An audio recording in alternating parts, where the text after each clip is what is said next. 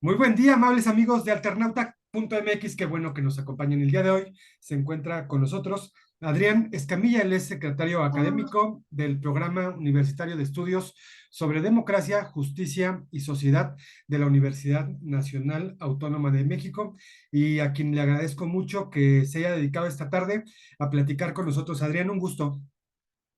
Hola, ¿cómo estás, estimado Julio? Muchísimas gracias por la invitación y un honor estar aquí en tu programa. Saludos a todas las personas que nos miran.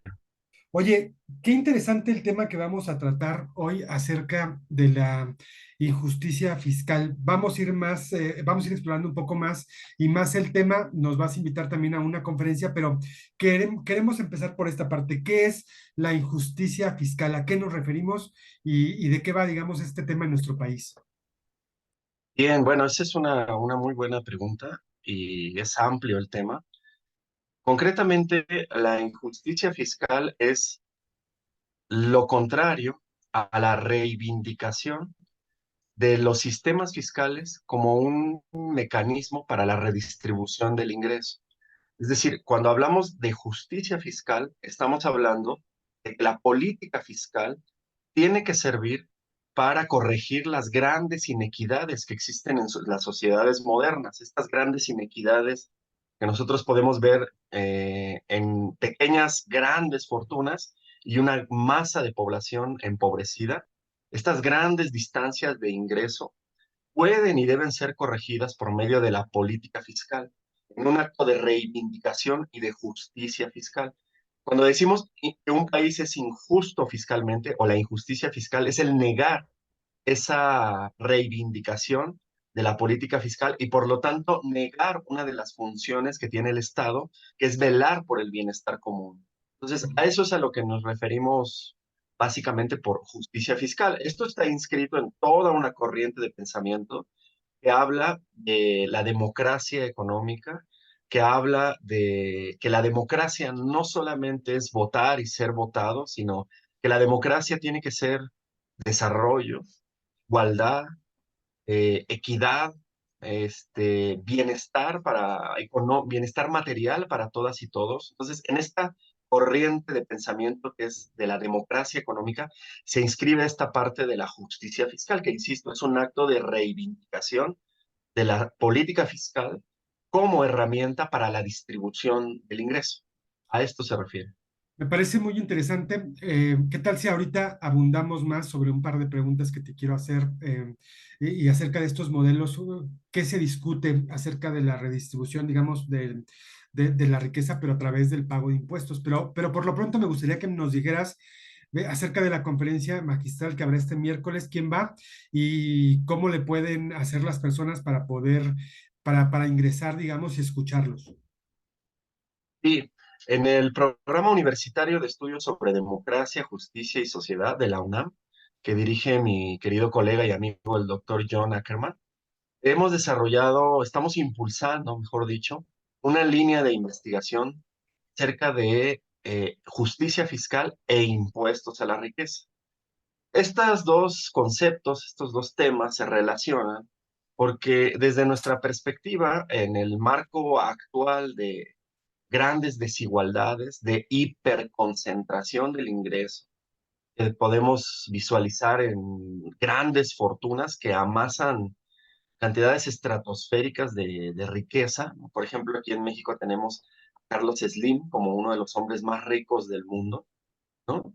Entonces, en ese sentido, los impuestos a la riqueza vienen a ser pues un pequeño acto de justicia, de reivindicación de la política, insisto, la política fiscal como mecanismo de redistribución. Cobrar una pequeña tasa impositiva a estas grandes fortunas, que es como quitarles un pelo a un gato, ayudaría, sin embargo, muchísimo al enorme gasto social que se está acumulando, a las necesidades de inversión pública, etcétera. Entonces, estos dos grandes conceptos, que es la justicia fiscal y los impuestos a la riqueza, los estamos articulando y desarrollando una línea de investigación en el PUETS, que es el acrónimo de nuestro programa, y en el marco de ello hemos organizado esta conferencia magistral con Adrián Falco. Adrián Falco es el copresidente de la Red Latinoamericana por Justicia Económica y Social, Es una organización que acuerpa a muchísimas organizaciones en América Latina, organizaciones sociales, activistas, movilizaciones, pero también departamentos de estudio, universidades y grupos sociales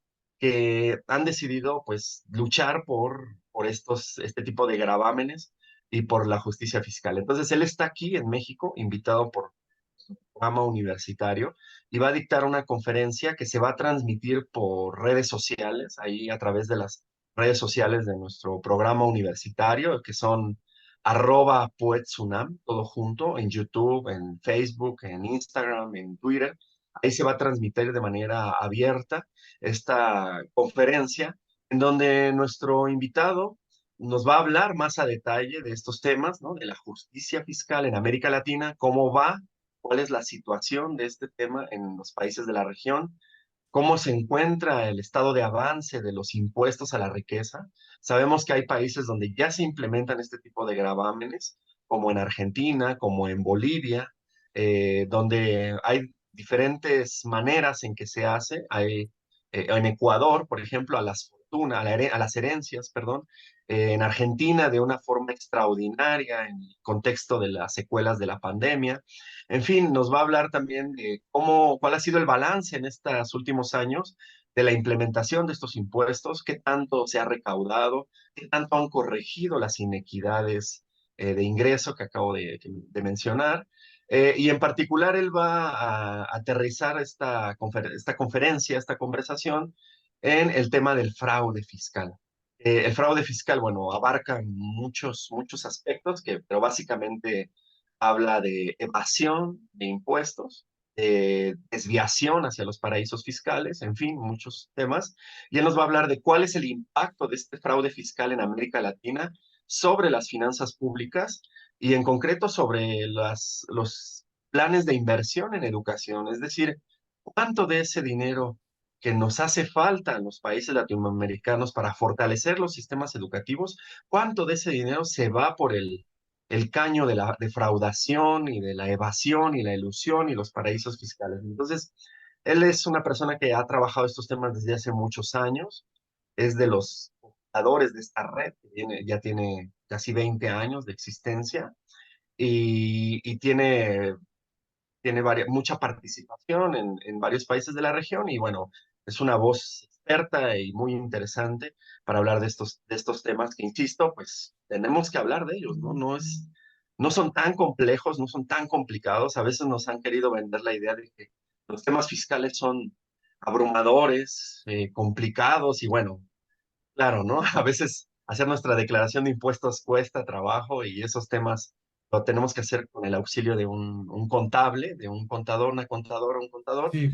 pero no es tan complicado cuando uno lo analiza desde el punto de vista macro, desde el punto de vista de hacia dónde se están generando los problemas al respecto. Entonces, Oye, pues pues, invitadísimos a esta conferencia. Sería bueno que perfecto. se conecten, hagan sus preguntas por redes y que empecemos a conversar públicamente de estos temas, ¿no? Y apuntando, claro, a la necesidad de una reforma fiscal en nuestro país, que ese es un gran tema. Hay muchos avances en esta gestión, pero también muchos pendientes. Oye, Estamos esta hablando. reforma, ¿cómo tendría que ser? Porque digo, a final de cuentas, el tema, como lo planteas, pues es que hay muy pocas personas que tienen mucho dinero y hay mucha gente que es el grueso de la población que no tiene acceso a lo más elemental, a lo más básico. En principio, ¿crees que parte de, digamos, para arreglar este problema de la desigualdad sería entonces una reforma fiscal? ¿Qué tanto, digamos, de la solución es eso? Sí, bueno, es una gran pregunta. En primer lugar, eh, en nuestro país hasta el 2018 tenía una situación muy peculiar, que el Estado, después de recaudar sus impuestos y de gastarlos, después de eso resulta que la desigualdad en algunos años no se corregía, sino que aumentaba. La desigualdad medida por el coeficiente de Gini, por ejemplo, que es una herramienta que usamos los economistas, los sociólogos, etcétera, para ver qué tanto de la riqueza que genera un país se concentra en cada estrato social, empezando por los más ricos, por las clases medias, por las clases bajas y los más empobrecidos. Entonces, ese coeficiente de Gini que mide la concentración del ingreso, resulta que aumentaba incluso después de cobrar impuestos y gastar los mismos en gasto social. Pues en muchos años de nuestro país, desde 1980 a la fecha, se observa ese comportamiento. Y entonces ahí la política fiscal no hacía, ejercía todo lo contrario, agravaba la desigualdad. Paulatinamente, después de la reforma fiscal de 2014, se fue corrigiendo esto, pero la desigualdad no cambiaba drásticamente después de cobrar impuestos y gastar impuestos. ¿Esto qué nos quiere decir? Pues que la forma en cómo se recauda, se gasta en nuestro país, por lo menos hasta 2018, terminaba beneficiando a las personas de mejores ingresos. ¿Cómo, cómo se explica esto? Bueno, en primer lugar, porque lo que se les cobraba a estas personas de mejores ingresos no era acorde en proporción a su nivel de ingresos. Porque hay un sistema que te permite, un sistema de deducciones, un sistema de no declaraciones. Las personas más potentadas, con mayor poder económico, se ha mostrado por los diversos estudios que han hecho colegas periodistas de los paraísos fiscales, tienen la posibilidad de desviar gran parte de sus fortunas a estos entramados, donde no hay registro fiscal alguno, y también porque resulta que gran parte a veces del gasto que se hace termina beneficiando a las clases medias o a las élites. Uno de ellos es, de manera directa, puede ser, por ejemplo, la gasolina, donde las personas más empobrecidas que no tienen un auto, pues no se ven beneficiadas por todos estos subsidios a la gasolina de manera directa. Probablemente de manera indirecta hay un impacto sobre los precios que resulta beneficioso, pero de manera directa es un subsidio a las personas que tenemos autos, personas que tienen muchos autos. Entonces, este es un pequeño ejemplo de cómo a veces la forma en cómo está diseñada la política fiscal termina beneficiando a los que ya de por sí están beneficiados por un ingreso más alto y más estable. Entonces, ¿qué tipo de reforma fiscal necesitamos? Bueno, una que sea equitativa, que sea progresiva, es decir, que en verdad grave más a las personas que más tienen, que sea progresiva en el sentido de que la mayor aportación a la recaudación en su conjunto sea no solo por las personas físicas que más ingresan, sino también por los sectores económicos que más ganan. En nuestro país y en muchos países de América Latina, el grueso de la tributación recae en las personas físicas, en personas como tú, como yo, como nuestros escuchas. Es la clase trabajadora, la base de trabajadores de este país, la que tiene una mayor participación en el total de la recaudación fiscal.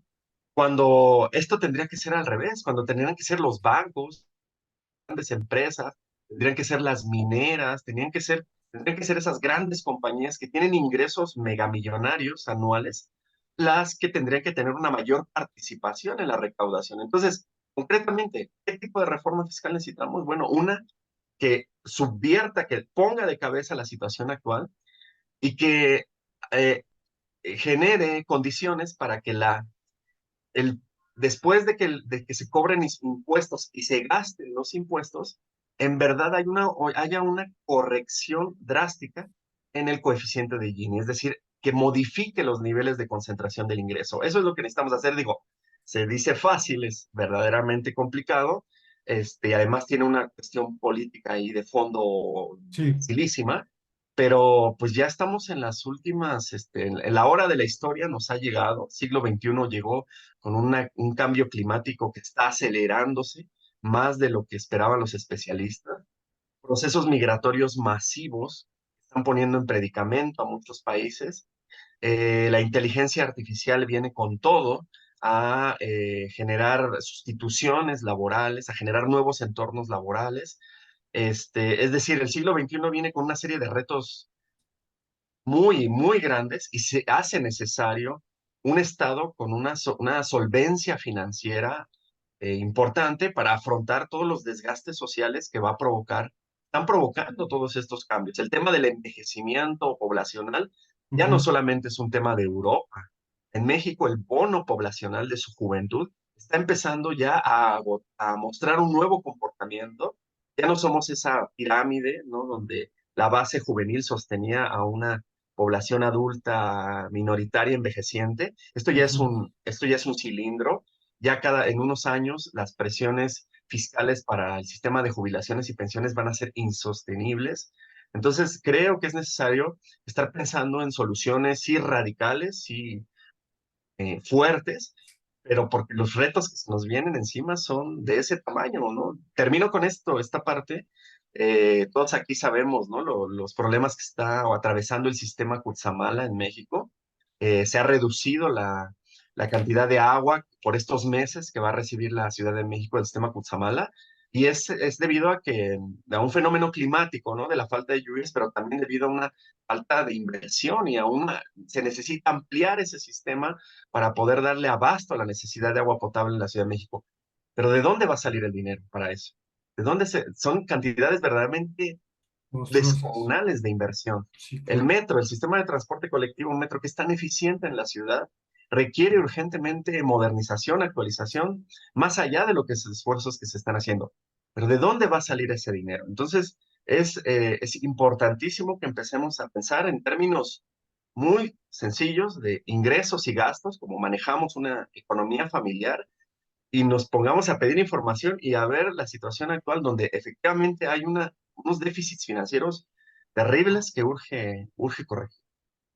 Oye, súper interesante y súper complejo el tema porque involucra todo, básicamente toda la sociedad, pero pese a tantos cambios que ha habido y que mencionaste, creo que en los últimos años en México ha habido una constante y es precisamente este problema de que los ricos se hacen más ricos. Y hay un caso bastante famoso que es el de el dueño de la televisora Televisión Azteca, Ricardo Salinas Pliego, quien está renuente a hacer un pago de impuestos de miles de millones de pesos, según lo entiendo, y me parece que son 10.000 millones de pesos la cifra. Y bueno, él dice que no tiene que dar, que no tiene que pagar tal cosa y el presidente de la nación dice que tiene que pagar.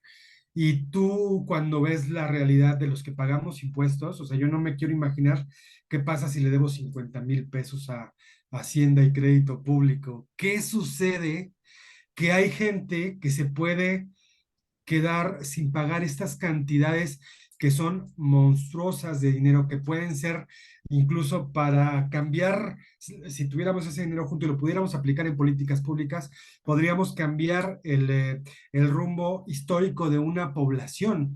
Y sin embargo, hay alguien que no le quiere pagar al fisco y utiliza pues los recursos que utiliza y se defiende bastante bien, me parece. Pero bueno, me gustaría un poquito que hiciéramos alguna reflexión sobre el contexto en el que estamos, en el que una persona que debe 100.000 pesos al fisco se puede ir a la cárcel, y hay gente que debe estas cantidades de dinero y que está como si nada, viajando en avión y en helicóptero y teniendo lujos y comprando y haciendo y diciendo qué es lo que sucede en este país. Y bueno, ahí yo creo que hay tres niveles para responder esta pregunta. Primero, el nivel ético. Estas personas, como este gran evasor, eh, no tienen ni remordimiento ni vergüenza alguna. Basta con ver sus redes sociales y la manera como se expresa. Porque parte de la postura de que él genera empleos, él genera inversiones, él genera condiciones económicas para que ciertas familias obtengan un ingreso. Y eso, desde su punto de vista, le da la autoridad para decidir si paga o no sus impuestos. Porque hay una idea muy arraigada en muchas personas de que como es dinero, los impuestos son dinero resultado de nuestro esfuerzo, de nuestro trabajo, etcétera. Sí, Para empezar, ahí hay un tema que discutir porque no todo es sencillamente generado por nuestro esfuerzo, ¿no? Por ejemplo, yo voy a trabajar y me esfuerzo mucho y todo, pero para llegar a mi trabajo utilizo un transporte público, que está subsidiado. Para llegar a mi trabajo me preparé en una universidad que es pública. pagó mis estudios, pagó a los profesores que me enseñaron. Cuando voy a mi trabajo hay jardines muy lindos que me van generando tranquilidad y concentración, y esos jardines están acondicionados y están cuidados con dinero público. Entonces, primero está la idea de que todo el ingreso que yo obtengo es por mi esfuerzo, lo cual hay que cuestionar. Segundo, ¿no? Una vez que ya tengo el ingreso, pues no se lo doy al Estado porque el Estado es corrupto, porque el gobierno se lo gasta en viajes, en yates para unos cuantos, porque no es eficiente gastando el dinero, ¿no? Entonces, estos elementos hay que discutir, insisto, o sea, esta dimensión de la discusión es una dimensión subjetiva, política, en personas como este sujeto que mencionas, se traducen a escala mayor en el sentido de que yo no pago impuestos porque yo genero ingresos, yo genero empleos, y además yo gasto mejor que el gobierno. Si yo le diera ese dinero al gobierno, el gobierno seguro se lo gastaría en escándalos, ¿no? Como el del INAI, por ejemplo, el comisionado, fue el escándalo de la semana pasada, ¿no? El comisionado que se gastaba el dinero en table dance, ¿no? Ahí está un ejemplo de qué le doy el dinero al gobierno si el gobierno y sus instituciones autónomas son un despilfarradero. Entonces, ahí hay una dimensión ética, ¿no? Estos personajes pueden hablar con tal cinismo, con tal desfachatez, porque desde su concepción están haciendo lo correcto, es lo ético, ¿no? Digo, habría que discutir. En un primer lugar. En segundo lugar, ¿por qué hacen esto? Porque tienen los recursos también para pagar bufetes de abogados que se dedican a buscar las falencias, los pequeños omisiones que existen en la ley, las contradicciones en la misma, y tienen la capacidad para pagar esos enormes bufetes de abogados que les ayudan a, eh, a postergar los litigios, a alargarlos o a buscarle una salida a los mismos, algo que tú y yo no tenemos, ¿no? O sea, si nosotros le Ujú. debemos 50,000 pesos al fisco, pues los tenemos que pagar porque sabemos que si le pagamos a un abogado que nos ayude a esto, probablemente nos salga más caro el caldo que las albóndigas, Por como supuesto. dicen por ahí. Pero hay otra dimensión que también vale la pena señalar y es, retomando este mismo personaje, que hace poco, ¿no? Perdió un juicio con un trabajador que demandaba a una de sus tiendas por despido injustificado. El trabajador exigía una compensación de 300,000 pesos, algo así. El trabajador ganó el juicio, después de batallarle mucho, y este sujeto en sus redes sociales publicó: bueno, no me preocupa porque esos 750,000 pesos yo los gano en 3 minutos y medio. Ahí está, para quien quiera buscar ese tweet, ahí lo tiene seguramente todavía guardado. Entonces, tú no se pregunta, ¿qué está pasando en el mundo que haya sujetos capaces de ganar 750,000 pesos en 3 minutos y medio? Cuando tú y yo, yo necesitaría 2 años o más para poder ganar esa cantidad, ¿no? 2 años de mi Sí, vida que para sí, él sí, sí. son 3 minutos y medio. Entonces, ahí también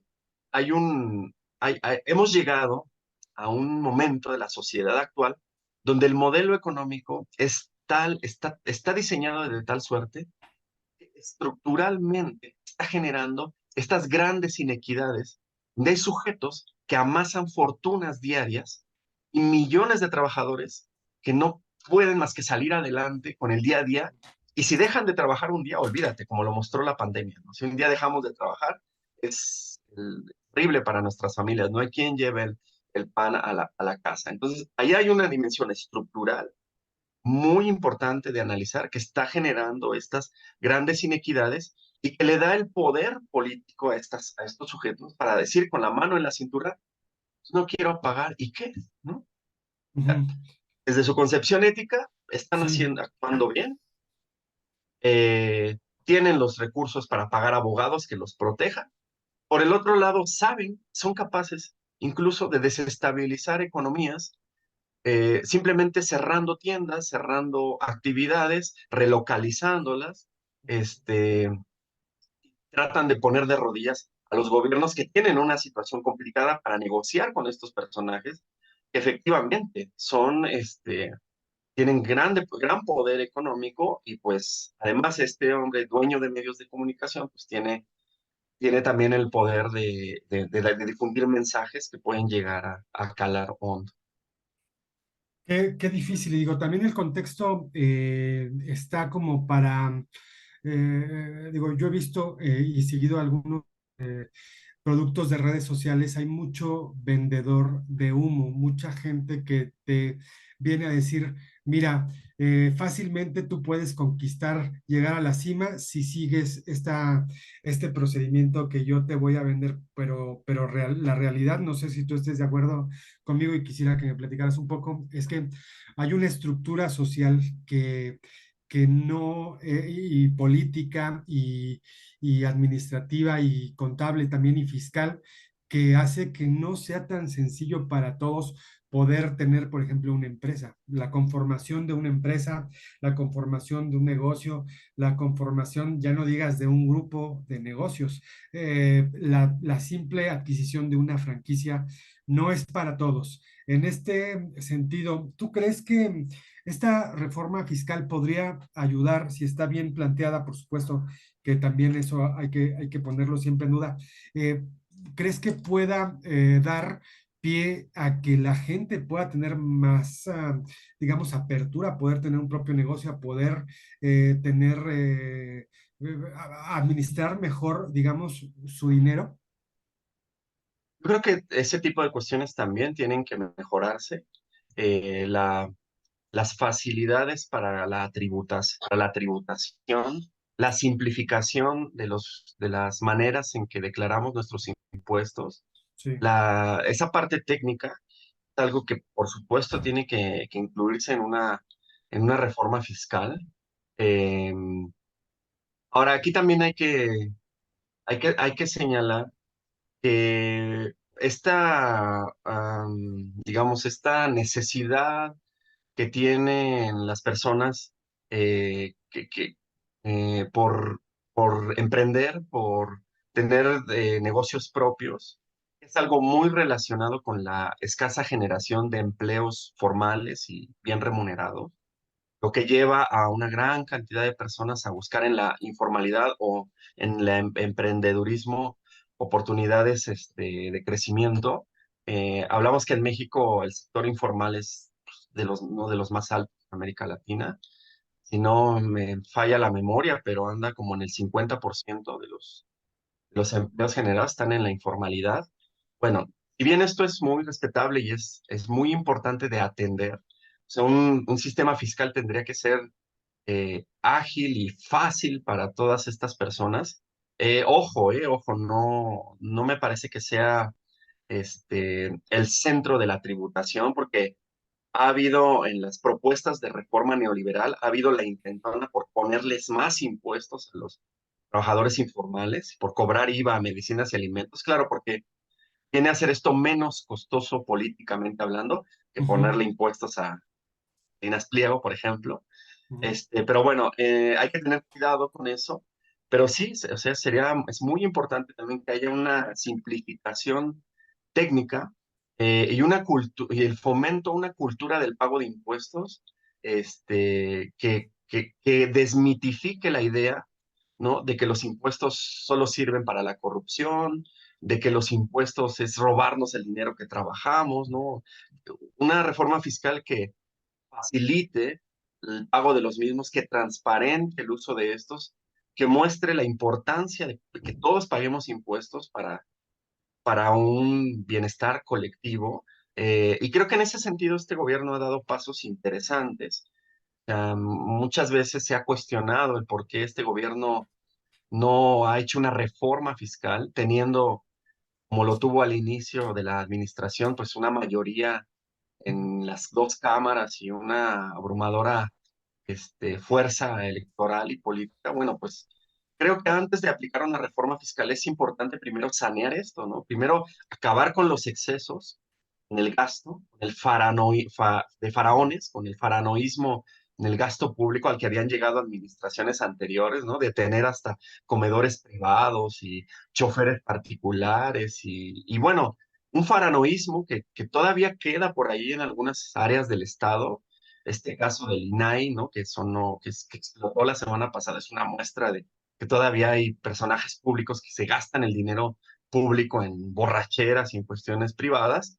Todavía hay algo de eso, pero este gobierno ha emprendido una batalla muy fuerte para acabar con todo ello. La reducción que hizo el gasto corriente, o sea, eficientando el gasto en las secretarías, recortando dobles puestos, es decir, algo que fue muy doloroso para las personas que trabajaban en la administración pública, que vieron, o sea, se salieron muchos empleos de la administración pública, pero también era necesario para mostrar al pueblo de México que los impuestos se pueden gastar bien, que no necesariamente impuestos es sinónimo de corrupción, que no necesariamente gobierno y administración pública es sinónimo de despilfarro, ¿no? Que también puede haber gobiernos que con austeridad y con lo mínimo trabajen lo máximo, y a partir de aquí entonces sí es posible hablar de una reforma fiscal. Entonces se necesita de todos estos esfuerzos, de una nueva narrativa que nos muestre, insisto, la importancia de que todos paguemos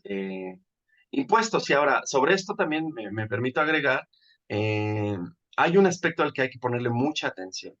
En México hay una sobreestimación de la riqueza y una subestimación de la pobreza. Mm. En el 2020 hay una encuesta que yo les recomiendo muchísimo, que la encabeza Raimundo Campos, un investigador del Colmex.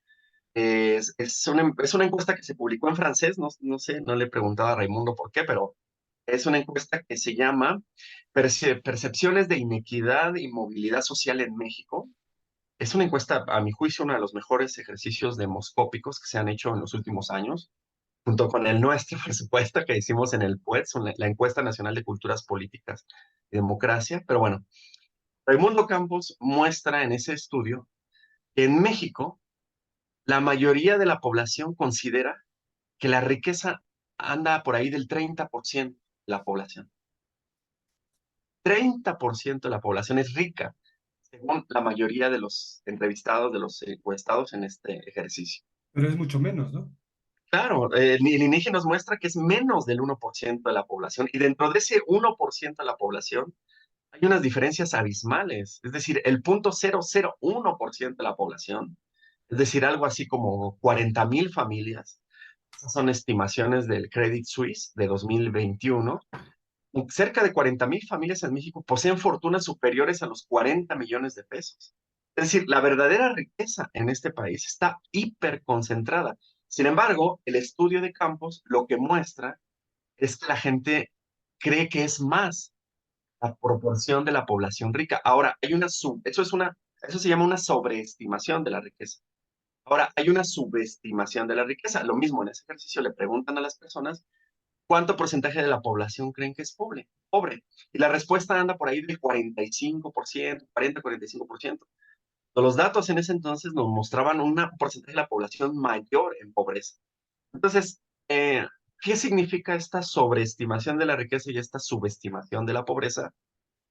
Que hay una especie de temor a poner impuestos progresivos, porque tarde o temprano el mexicano en su mayoría cree o piensa que estos le van a afectar.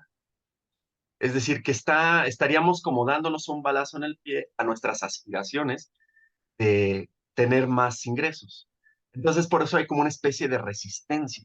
Sin embargo, aquí tendría que ser importante una amplia campaña de divulgación, de difusión de la realidad, y es que no es así. O sea, una persona que gane 40,000 pesos mensuales, es decir, un profesionista, clase media, bien ubicado en sectores eh, mm, de la inteligencia artificial, la mecatrónica, laboratorios, etcétera. Sectores donde se demanda fuerza de trabajo altamente capacitada, ¿no? Cuyos salarios están en promedio en 40,000, 50,000 pesos mensuales, no es rico. Eso no te convierte en rico, ni te convierte en una persona a la cual los impuestos a la riqueza terminen afectando, ¿no? El tener una cuenta en el banco de 200,000, 300,000 pesos, producto de toda una vida de ahorro y de esfuerzo, o de la venta del terrenito que te heredó la mamá, etcétera, no te hace una persona rica. Simplemente te hace una persona que puedes resistir un poco de más tiempo los vaivenes del mercado laboral, pero no mucho, no mucho tiempo. Entonces, como sentarnos a hablar de esta realidad y y además de que no son muchas las personas que están en esta condición, o sea, estamos hablando eh, del segundo decil de la población que tiene un poquito de más ingresos, que no son muchos. Es importante para dejar de tenerle miedo a los impuestos progresivos, dejar de tenerle miedo a una nueva concepción de la fiscalidad, porque los problemas que tenemos son mayúsculos. Bueno, el huracán Otis apenas hace poco nos acaba de mostrar efectivamente los efectos devastadores del cambio climático. Ya es un secreto a voces que esto es resultado del cambio climático, la forma en cómo se comportó el huracán. Los saldos sociales que dejó y los saldos económicos se cuantifican por miles y miles y miles de millones. Este, ¿De dónde vamos a sacar el dinero para afrontar estos fenómenos que se están volviendo cada vez más recurrentes?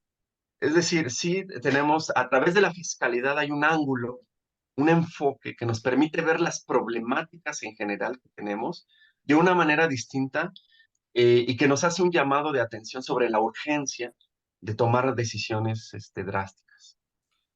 Oye, Adrián, pues te agradecemos mucho. La verdad es que es súper interesante el tema. Estamos en alternauta.mx. Le agradecemos mucho a Adrián Escamilla. Y creo que por último, sí me gustaría comentarte que pues detrás de, o sea, no se trata de cualquier fuerza, la fuerza de las familias más influyentes y más poderosas económicamente en nuestro país pues digo, tienen detrás de sí toda una estructura, si bien como tú dices, se necesita toda una campaña para generar esta concientización, pues también se van a enfrentar a toda la campaña de estos dueños de la comunicación para aseverar, digamos, desde sus puntos de vista, que pues el gobierno también hace mal lo de gastar el dinero público. Y bueno, casos como el que mencionas del INAI, del comisionado o excomisionado Oscar Mauricio Guerra Ford, que fue el encargado de hacer el tema de la Plataforma Nacional de Transparencia,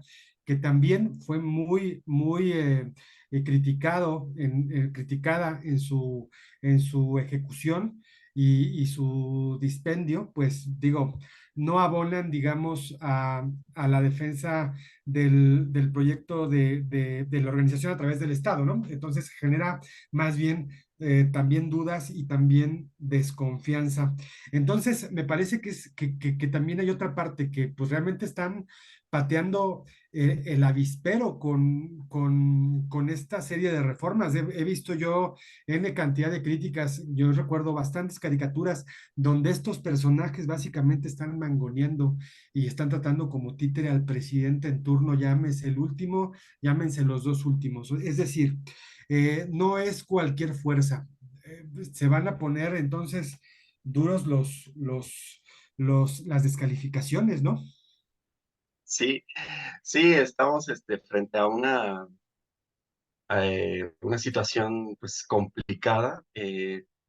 La forma en cómo opera el poder mediático corporativo es brutal. En el 2019 y en el 2020, la fracción parlamentaria de Morena, encabezada por José Ramírez Cuellar, propuso Ujú. un impuesto extraordinario, Claro, temporal, a sí, las sí. grandes fortunas para mitigar los efectos de la pandemia, y señaló una serie de problemáticas, y en un acto de responsabilidad para decir, lo necesitamos, no es fácil, porque necesitamos cambios y así, ya. Y la reacción del poder mediático corporativo fue brutal. Nosotros estamos haciendo un estudio, se va a publicar pronto, sobre cómo fue esa reacción de los medios alrededor de esta propuesta, y fue una acción con toda la fuerza que tienen ellos, las columnas de opinión, la agenda setting, es decir, el cómo hacerle vacíos a la información sustancial y exagerar la información que puede ser susceptible de amarillismo. Mm. Todas las columnas de opinión y espacios noticiosos en contra de esta medida, sin entenderla, sin explicarla, sin problematizarla, simple y sencillamente exagerándola y tratando de generar miedo. En ese momento se planteó la necesidad de que el INEGI tuviera más información sobre la riqueza, porque es verdad, estamos muy acostumbrados a estudiar la pobreza. Pobreza sabemos incluso hasta el nombre y el apellido de la persona que recibe un beneficio social, la cual se le audita, pero de la riqueza no sabemos casi nada. está en completa opacidad. Entonces, él y muchos otros, ¿no? Han hablado, es necesario cambiar el chip y pasar de la pobretología a la ricotología, donde también tenemos que estudiar la riqueza. Pero ¿cuál fue la reacción de los medios? Fue decirle, asustar a la gente y decirle, ojo, que estos comunistas quieren meterse a tu casa para saber cuántos cuadros tienes, cuántos autos, dónde estás escondiendo tu fortuna. Y fue brutal la ofensiva. Estamos conscientes que nos enfrentamos a ello, pero también creemos que es un tiempo en el que la población mexicana está más preparada. Tenemos un espacio contigo, por ejemplo, los medios alternativos, contrahegemónicos, que hacen una batalla muy importante y que nosotros los reconocemos muchísimo. El mismo presidente de la República los ha reconocido porque han estado aquí al pie del cañón mostrando estos otros ángulos, estas otras ideas, estas otras perspectivas. Y también el pueblo de México yo sí considero que es un pueblo con una cultura política de democrática, de revolucionaria. Hoy lo vimos, ¿no? En el desfile militar, o sea, gente gritándole vivas a Zapata, vivas a Villa, que son justicieros sociales en este país. Entonces, lo que sí hace falta, pues, es más, difundir más esta información en los medios hegemónicos, y por parte nuestra, por parte de los académicos, los activistas, entonces, ir desarrollando una pedagogía y una serie de instrumentos de educación y una narrativa eh, que ayude a la ciudadanía y que retroalimente lo que ella vive y siente. Necesitamos también avanzar en un nuevo paradigma de ciencia ciudadana, que es lo que estamos tratando de hacer aquí en el PUETS, y te agradecemos muchísimo, ¿no? Porque tú nos has dado este espacio para expresar aquí nuestras ideas. Te agradecemos mucho. Él es Adrián Escamilla, es secretario académico del Programa Universitario de Estudios sobre Democracia, Justicia y Sociedad. Y bueno, aquí este es tu casa y gracias por la lectura que nos diste de los tiempos. Te agradecemos mucho y por favor te esperamos después para seguir con esta charla que ha sido bastante fructífera. Muchas gracias, Adrián. Gracias a ti, Julio. Y vayan, bueno, asistan a la conferencia virtual, asistan desde su lugar donde puedan. Va a estar muy, muy interesante. Te agradecemos mucho. Un abrazo. Abrazos.